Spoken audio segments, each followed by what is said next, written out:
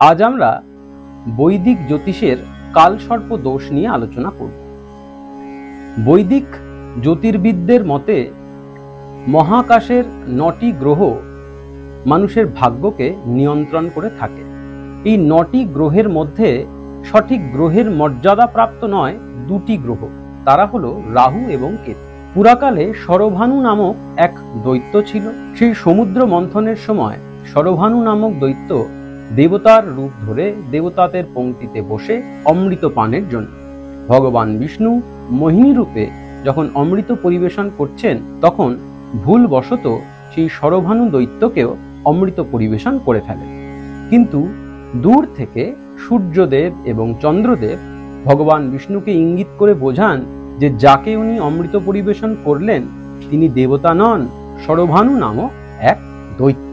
ঠিক তৎক্ষণাৎ ভগবান বিষ্ণু তার সুদর্শন চক্রকে আহ্বান করেন এবং সেই সুদর্শন চক্রের দ্বারা শরভানু নামক দৈত্যের মস্তক দেহ থেকে ছিন্ন করেন। এই শরভানু নামক দৈত্যের ছিন্ন মস্তকটি রাহু এবং তার ধরটি কেতু হিসেবে চিহ্নিত। এই রাহু বা কেতু তাই ছায়াগ্রহ বা নোটস হিসেবে আমাদের বৈদিক জ্যোতিষে পরিগণিত হয়। জন্ম কুণ্ডলিতে এই রাহু এবং কেতুর অবস্থানের সাপেক্ষেই কালসর্প দোষটি নির্ণীত হয়ে থাকে। সমস্ত গ্রহেরা অ্যান্টি ক্লকওয়াইজ মোশনে থাকেন, অর্থাৎ তারা ঘড়ির কাঁটা যেদিকে ঘোরে তার বিপরীত দিকে ঘূর্ণায়মান। কিন্তু রাহু এবং কেতু এই 2টি গ্রহ ব্যতিক্রমী, তারা কিন্তু ঘড়ির কাঁটার দিকেই ঘূর্ণায়মান থাকে। এই রাহু এবং কেতু 2টি গ্রহ সবসময় সমসপ্তমে অবস্থান করে, অর্থাৎ জন্ম কুণ্ডলিতে যেই ঘরে রাহু থাকে ঠিক তার 7টি ঘর পরে কেতু গ্রহ অবস্থান করে। এই রাহু এবং কেতুর মধ্যবর্তী হয়ে যদি বাকি 7টি গ্রহই অবস্থান করে, তাহলে সেই জন্ম কুণ্ডলিতে তখন কাল সর্পদোষের সৃষ্টি হয়। কাল শব্দের অর্থ মৃত্যু এবং সর্প হচ্ছে সর্পাকৃতি, অর্থাৎ সেই ব্যক্তির বা সেই জাতকের জীবনে দুর্ভাগ্য এবং দুঃখ সর্পাকারে তাকে সর্বদিক থেকে বাধা দিয়ে তার গতিপথ, তার জীবনের চলার ছন্দকে প্রতিহত করে। রাহু এবং কেতুর জন্ম কুণ্ডলিতে অবস্থানের নিরিখে প্রায় 12 প্রকারের কালসর্প দোষ লক্ষ্য করা যায় এবং এই প্রত্যেকটি কিছু বিশেষ বিশেষ বিপর্যয়কে, বাধাকে, বিঘ্নকে ইঙ্গিত করে। আসুন জেনে নেওয়া যাক এই 12 প্রকারের কালসর্প দোষ কি কি এবং তাতে কি কি বিপর্যয়ের সম্মুখীন জাতককে হতে হয়। অনন্ত কালসর্প নিয়ে প্রথমে কথা বলা যাক। জন্ম কুণ্ডলিতে লগ্নে রাহু এবং 7ম স্থানে যদি কেতু অবস্থান করে এবং এই 2 গ্রহের মধ্যবর্তী হয়ে যদি বাকি গ্রহগুলি থাকে, তাহলে অনন্ত কালসর্প সূচিত হয়। এই অনন্ত কালসর্প যার থাকবে সেই জাতকের জীবনে বিভিন্ন প্রকারের সমস্যা, মামলা, মোকদ্দমা, এমনকি বিভিন্ন প্রকারের ষড়যন্ত্রের সম্মুখীন হতে হয় এবং তার বৈবাহিক জীবনেও এই কালসর্প দোষ কিন্তু অশান্তিকেই বয়ে আনে। দ্বিতীয়টি হলো কুলিক কালসর্প। কুলিক নাগ কালসর্প দোষ থাকলে দ্বিতীয় স্থানে অর্থাৎ দ্বিতীয় ঘরে রাহু এবং 8ম ঘরে কেতু গ্রহ অবস্থান করে। এই কুলিক কালসর্প দোষ যেই জাতকের জন্মকুণ্ডলিতে থাকে তাকে জীবনে তীব্র আর্থিক সংকটের মধ্যে দিয়ে যেতে হয়। তৃতীয়টি হলো বাসুকী কালসর্প।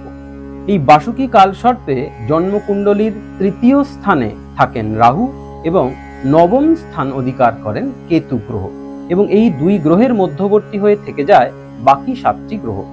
এই বাসুকী কালসর্প যে সমস্ত জাতক জাতিকার জীবনে থাকে তাদের সন্তান, সন্ততি, অপত্য ইত্যাদি বিষয় নিয়ে তীব্র সমস্যার সম্মুখীন হতে হয়। চতুর্থ কালসর্পটি হলো শঙ্খপাল কালসর্প। এই কালসর্প দোষে 4র্থ স্থানে রাহু এবং 10ম স্থানে কেতু গ্রহ অবস্থান করে।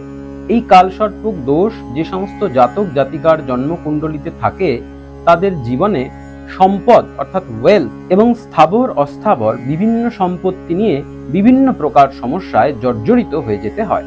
এবার আসা যাক 5ম প্রকারের কালসর্পের প্রসঙ্গে, যেটির নাম পদ্ম কালসর্প।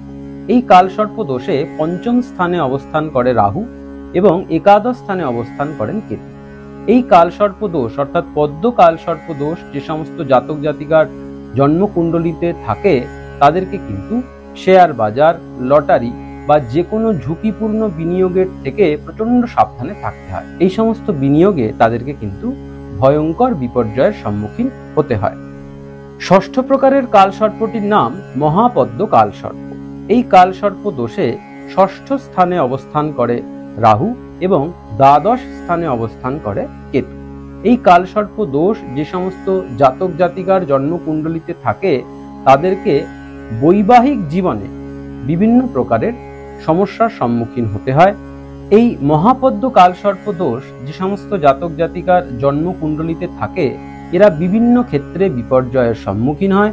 বিশেষত স্ত্রী বা স্বামী তাদের বিশ্বাস অর্জনেও তারা ব্যর্থ হয়। ষষ্ঠ প্রকারের কালসর্পটির নাম তক্ষক কালসর্প। এই তক্ষক কালসর্পে সপ্তম স্থানে থাকেন রাহু এবং লগ্নে থাকেন কেতু। এই তক্ষক কালসর্প যে সমস্ত ব্যক্তিদের বা জাতক জাতিকার জন্মকুণ্ডলিতে থাকে তাদেরকে জীবনে ভয়ঙ্কর ষড়যন্ত্রের সম্মুখীন হতে হয় এবং সেই ষড়যন্ত্রের সম্মুখীন হয়ে মৃত্যুসম যন্ত্রণা ভোগ করতে হয়। অষ্টম প্রকারের কালসর্পটির নাম কর্কটক কালসর্প। এই কর্কটক কালসর্প দোষে রাহু অবস্থান করেন অষ্টমে এবং কেতু অবস্থান করেন দ্বিতীয় ঘরে। এই কর্কটক কালসর্প যে সমস্ত জাতক জাতিকার জন্মকুণ্ডলিতে থাকে তাদেরকে জীবনে বিভিন্ন দুর্ঘটনার সম্মুখীন হতে হয়। এই দুর্ঘটনার ফলে তাদের অঙ্গহানি এমনকি পক্ষপাতগ্রস্ত হতেও লক্ষ্য করা যায়। নবম প্রকারের কালসর্পটির নাম শঙ্খচূড় কালসর্প। এই শঙ্খচূড় কালসর্পে নবম স্থানে অবস্থান করে রাহু এবং তৃতীয় অবস্থান করে কেতু। এই শঙ্খচূড় কালসর্প যে সমস্ত জাতক জাতিকার জন্মকুণ্ডলিতে থাকে তাদেরকে জীবনভর শুধু ভাগ্যের পরিহাসের সম্মুখীন হয়ে যেতে হয়। এদের ভাগ্য কোনো সময় তাদের সাথ দেয় না। এবার আসা যাক দশম প্রকারের কালসর্পের সম্পর্কে। এটির নাম পাতক কালসর্প। এই কালসর্প দোষে রাহু অবস্থান করেন দশমে এবং কেতু অবস্থান করেন চতুর্থ ঘরে। এই কালসর্প দোষ যে সমস্ত জাতক জাতিকার জন্মকুণ্ডলিতে থাকে তাদের কিন্তু জীবনে কর্মচ্যুতির যোগ বহন করে বেড়াতে হয়। তাদের কর্মসংস্থান ভালোভাবে হয় না, হলেও বারবার সেই কর্ম তারা হারিয়ে ফেলেন। একাদশ প্রকার যে কালসর্প তার নাম বিষধর কালসর্প। এই বিষধর কালসর্পে একাদশ স্থানে অবস্থান করে রাহু এবং পঞ্চম স্থানে অবস্থান করে কেতু। বিষধর কালসর্প যে সমস্ত জাতক জাতিকার জন্মকুণ্ডলিতে পাওয়া যায় তাদের জীবনে অসাফল্য নিত্য সঙ্গী। তাদের জীবনে সাফল্য লাভ করার জন্য তারা যতই চেষ্টা করেন কিন্তু সাফল্য অর্জন করে উঠতে পারেন না। এবার আসা যাক দ্বাদশতম কালসর্প দোষের প্রসঙ্গে, যেটির নাম শেষনাগ কালসর্প। এই কালসর্প দোষে রাহু গ্রহটি অবস্থান করেন দ্বাদশে এবং কেতু গ্রহ অবস্থান করেন ষষ্ঠে। এই শেষনাগ কালসর্প যে সমস্ত জাতক জাতিকার জন্মকুণ্ডলিতে থাকে তাদের জীবনভর অভাব এবং রোগভোগে জর্জরিত থাকতে হয় এবং এরা কখনোই অর্থ সঞ্চয় করে তুলতে পারেনি। তাহলে দেখা গেল সামগ্রিকভাবে কালসর্প দোষ কোনো ব্যক্তি বিশেষের জীবনের উন্নতির অন্তরায়। এই কালসর্প দোষ এমনভাবে তার জীবনকে বাধায় জর্জরিত করে রাখবে যে ব্যক্তির স্বাভাবিক জীবন যাপন পর্যন্ত ব্যাহত হয়ে যায়। কিন্তু শাস্ত্রে এই কালসর্প দোষ খণ্ডনের যথাবিহিত পদ্ধতির উল্লেখ কিন্তু আছে। শাস্ত্র বর্ণিত উপায়ে যদি এই কালসর্প দোষ এর প্রতিবিধান করা হয়, এই কালসর্প দোষ এর খণ্ডন করা হয়, তাহলে কিন্তু জাতক জাতিকা তাদের জীবনের দুর্ভাগ্যকে কাটিয়ে উঠে সুদিনের মুখ দেখতে পান।